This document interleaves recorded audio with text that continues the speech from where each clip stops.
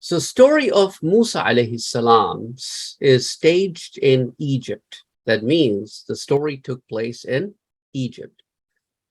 Musa alayhi salam is among the descendants of Ibrahim alayhi salam. What does a descendant mean? Ibrahim alayhi salam's children, right? That's called the descendants. Ibrahim alayhi salam had two sons that we know of, and one of them is Ishaq alayhi salam, and the other one is Ismail alayhi salam. Those are the two sons of Ibrahim alayhi salam. Both of them became prophets. And through Ishaq alayhi salam, he has a son Yaqub alayhi salam, and Yaqub alayhi salam has a son Yusuf alayhi salam. At the time of Yusuf alayhi salam, Yaqub alayhi salam and all his children moved from Canaan to Egypt. And they continued to live in Egypt, their sons and their children, and they grew so much that the 12 sons of Yaqub alayhi salam became 12 tribes. And those people who are around 100 in number when they first came to Egypt, now we are talking about hundreds of thousands of them are living in Egypt. Unfortunately, at the time of Musa alayhi salam, they were all living like slaves. They never came to Egypt to be slaves. When they first came to Egypt at the time of Yusuf alayhi salam, they were meant to live here like a free person and had all the opportunities that anybody can enjoy who was an Egyptian citizen. However, over the period of time, different kings came into action. And the time of Musa alayhi salam was the time when all of these 12 tribes were serving as slaves. They were doing all the lower level jobs, and they were not allowed to come any way higher up the order. So the state in which these tribes were was very, very bad. Now something worse happened. One day, Fir'aun, which is actually a title, it's not a name. So it's like the Roman kings were called Caesars. So the kings of Egypt were called pharaohs. So Fir'aun is in Arabic for pharaoh. So Fir'aun had a court, and the court had his relatives and other people from his family, and they were having a discussion. Since Yusuf alayhi salam and his descendants and his brothers' descendants have lived with these people for such a long time, they knew a little bit about Islam, which was basically, they were all Muslims, right? Yusuf alayhi salam and his followers were all Muslims. So they knew a little bit about the faith, and they were like, we have read in their books or their scriptures, or we have heard from their religious people that Ibrahim alayhi salam was a prophet of God. And Ibrahim alayhi salam had a son, Ishaq, who was a prophet of God. So was Yaqub, and so was Yusuf alayhi salam. So looks like they get prophets in their families. And whenever the prophets come, they get God's revelations. So that means they are powerful. They can do things. However, if another prophet comes in the children of Israel, that means they will stop serving us. They will not be our slaves anymore. How can we put an end to this? And they were having this discussion. And Pharaoh happens to go past them and said, what are you guys talking about? And they said, well, we are worried about what will happen if these guys get a prophet. Then the prophet, they will all gather under that prophet, and they will all fight with us, and they will not going to serve us anymore. So Pharaoh said, what do you think we should do? They said, you know what? We think what we should do is we should start killing their male babies. As soon as they're born, kill all the males. He said, why? He said, because all the prophets are males. He said, that's not a bad idea. He said, okay. He ordered his soldiers to go into the houses of all these people and start killing babies. They will just randomly show up at a house and start searching the house. If they find a boy, they would kill him. If they find a girl, they will just let her go. Like that, some time passed. Then again, the family get together and they seemed a little worried. And Pharaoh said, what's wrong with you guys now? They said, you know what? If we start killing all the boys, soon all the males will be gone and only the women will be left, or the old people will be left. Who will going to serve us? We'll have nobody to serve us. So Pharaoh said, what should we do? They said, you know what, Pharaoh? We think we should let the baby boys live 1 year and kill them the next year. So every alternate year, we will kill the boys. That way, we will have some of them left to serve us. Pharaoh said, not a bad idea. He said, okay, starting this year, we will not kill any baby boys for this year. Next year, we're going to kill. That was the year that Musa alayhi salam, brother Harun alayhi salam, was born. He was untouched because that was the year then when baby boys were supposed to be left. The next year, Musa alayhi salam was born. And when Musa alayhi salam was born, that was the year when it was ordered that all the baby boys be killed. So the soldiers started arming, marching the neighborhoods, trying to ask who has a baby boy and who doesn't. So Musa alayhi salam's mom got really worried. What will I gonna do? I have a baby boy. So Allah subhanahu wa ta'ala showed her a dream. In that dream, Allah subhanahu wa ta'ala showed her that take Musa alayhi salam, put him in a wooden basket that will float on the surface of water and will not drown, and put him in a river and put him in the direction that the river flows. And Allah subhanahu wa ta'ala promised her that this baby will be safe and this baby will return back to her. So the next morning, she started looking for a basket. And she started going around in the marketplace looking for a basket of certain size. And the shopkeeper started asking, what are you going to do with this basket, lady? And she's like, I have something very important to put in. And she took that basket home and she put Musa alayhi salam in that. And then she took him at the nighttime in the river and let him go. But at the same time, she was worried in which direction he's heading and we're going to go. So she asked her daughter, who was much older than Musa alayhi salam, to walk by the river bank and follow this to see where it leads, where it goes. And the basket keep moving on the water current till it reached a point where the slave girls of the Pharaoh's wife, the queen of Egypt's slave girls, were by the river bank, and they noticed a floating basket. So they grabbed it, and they're like, what is in it? Shall we look for what is in it? And one of them said, no. Maybe it's a test from the queen that she wants to make sure that we don't steal anything. Let's take this basket as it is to the queen, and then let her decide. So they took the basket to the queen, and the queen opened the basket, and then there was a baby boy. And she was so amazed and astonished and happy because she did not have a child of her own. So a thought came across her mind that maybe I will adopt this baby boy as my own son. So she took this baby boy with her into the castle. And the guards in the castle, when they came to know that a baby boy from the children of Israel has come into the castle, the children of Israel means the descendants of Yaqub alayhi salam. They are called the children of Israel, as Yaqub alayhi salam's name was also Israel or Israel. So children of Israel is basically the descendants of Yaqub alayhi salam. So anyway, so they entered her chamber and she stopped the guards. She said, why are you here? They said, we know that there's a baby in the room and we want to kill the baby because the baby belonged to the children of Israel. And she said, no, stop, stay here, stay back. I will go to the Pharaoh and take a special permission for this baby. So she went to Pharaoh and said, there is a baby boy. I want to adopt him. So cute. And maybe this baby boy will become our son. And he's like, oh, well, you can have him. I don't want anything to do with this baby boy. And she said, okay, at least let him live. And the Pharaoh said, okay, I will gonna let this boy live. What one boy can do to me? I am the Pharaoh. I am the Pharaoh.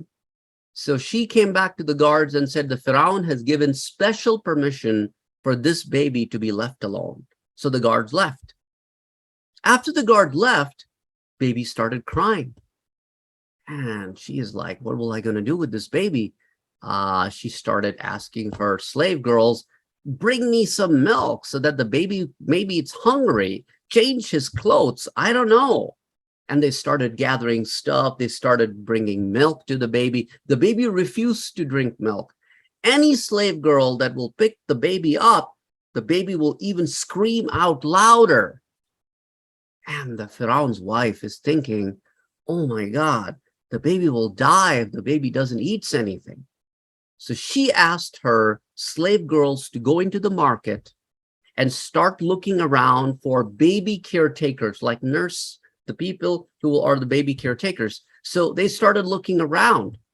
And then there was a bit of a chaos in the neighborhoods. So Musa alayhi salam's mom asked her daughter to go out to see what's going on in the streets. So she went out and she saw this bunch of women who were serving the queen to be asking from door to door. And she approached to one of them and said, what are you looking for? They said, we are looking for a woman who can take care of a baby. And the baby is a boy, and the baby wouldn't stop crying. And we need somebody to take care of the baby. And she's like, I know of a household that could be a good caretaker of the baby. The moment she said that, those women grabbed her and said, tell us who is this baby belong to? Whose baby is this? You probably know something. She said, no, I don't know anything about it. Then they took her to the queen. And then she was questioned. How do you know that this particular household that you're talking about will be very nice to the baby? And she said, I did not say baby. I said, is very nice to you guys, the Pharaoh and the household. And they were like, oh, okay. Why don't you bring that woman over here? She said, the woman is very busy. She has her own kid to take care of. So why don't we take the boy to her and see if the boy feels comfortable with her? So they basically took the boy to Musa alayhi salam's mother. As soon as she held the baby in her arms, the baby stopped crying. And Pharaoh's wife was there noticing all of these things. And she said to the woman, which was the Musa alayhi salam's mother, the Pharaoh's wife said, you know what? I want you to move in my palace till this baby is almost 2 years old and take care of him. And Musa alayhi salam's mom said, I can't do that. I have a son of my own who is only a year old. I can't leave my household and move into the palace.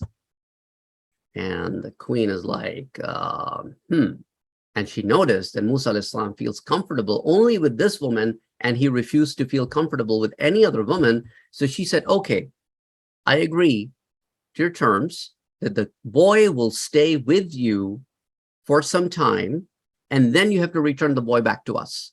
And she said, yeah, that's fine. That's fine. I'm perfectly okay. I'll take care of the boy. And that was the time that Allah subhanahu wa ta'ala's promise that he made to Musa alayhi salam's mom in the dream, now she got remembered of that promise that Allah said to her that I will bring the Musa back to you. So Musa alayhi salam stayed with his mother for some time. When Musa alayhi salam grew a little bit older, Pharaoh's wife, her name was Asiya, by the way, Asiya. Pharaoh's wife, Asiya, then sent a message to Musa alayhi salam's mother that I want you to bring the boy back to me because the boy must be good enough of an age to do things on his own. So Musa alayhi salam's mom said, okay, I will going to bring him to you on so-and-so date.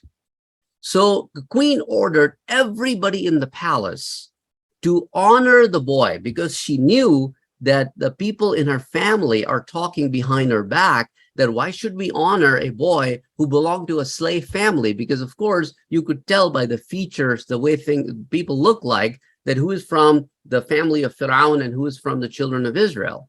So they were like, why should we honor a slave boy? But she is ordering as a queen that you are to honor my adopted son. You cannot dishonor him. And you must honor everybody that took care of him. So Musa alayhi salam's mom is now bringing Musa alayhi salam into the palace. And she is getting honored as well, as she was the caretaker of the prince, because Musa alayhi salam is now considered as a prince. And she's being given gifts left and right to please the queen. The family members are giving her gifts as well. Musa alayhi salam's mom is getting gifts and honor. And when she reaches the palace, Firaun's wife, Asiya, also is honoring her and are giving her gifts and other honors. And now she's coming back to her home, and Musa alayhi salam is now to stay in the palace. So when Musa alayhi salam started living in the palace, one day Firaun went past Musa alayhi salam, and he just grabbed him in his arms, and he probably was thinking that the child will be playful with him, and he was surrounded by his other family members and court people, and then Musa alayhi salam pulled his beard, and some people say he also hit his face. And Firaun got all aggregated. How dare you pull my beard? And when he pulled his beard, he pulled him so hard that the Firaun face actually was lifted down.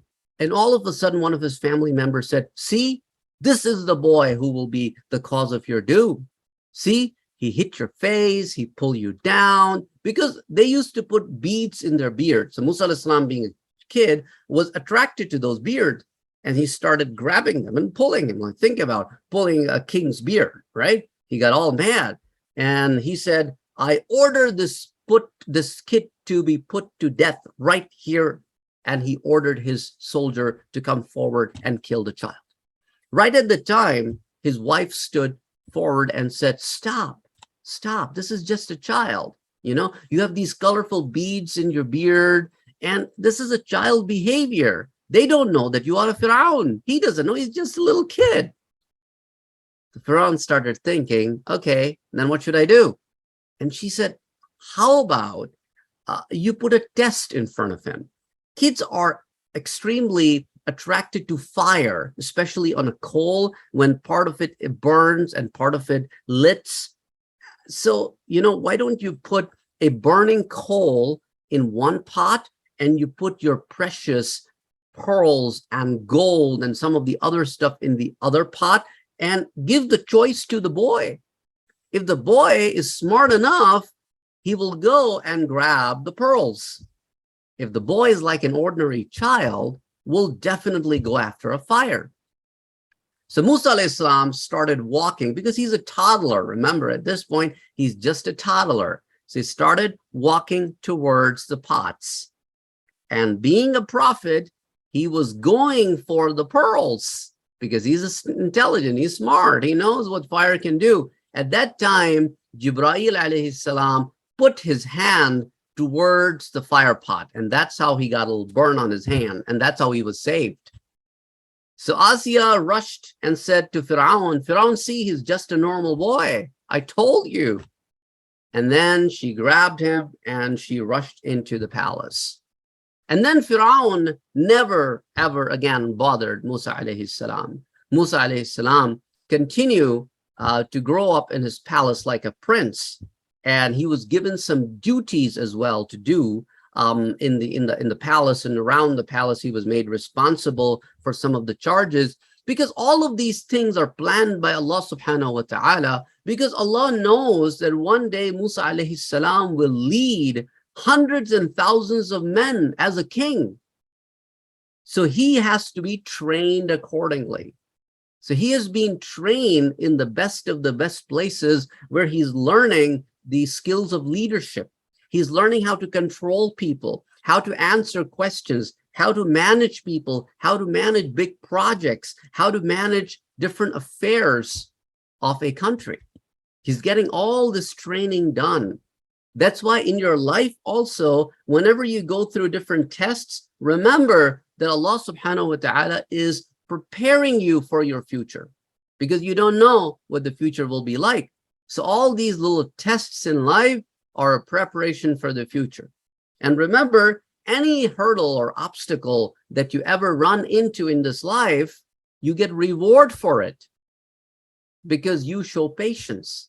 that Allah has tested me in such and such way. So you get patience. Anytime you fall, you get sick, you're basically getting reward while you are sick because you're showing patience.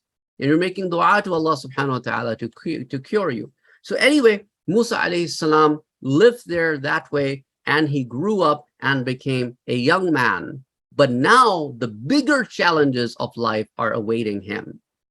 So we will gonna stop our story for today over here, that what happened to Musa alayhi salam. Why did he have to flee away from Egypt? Not just leave, flee away from Egypt. Where did he go? And why did he come back? So all of that stuff we're going to look at next week.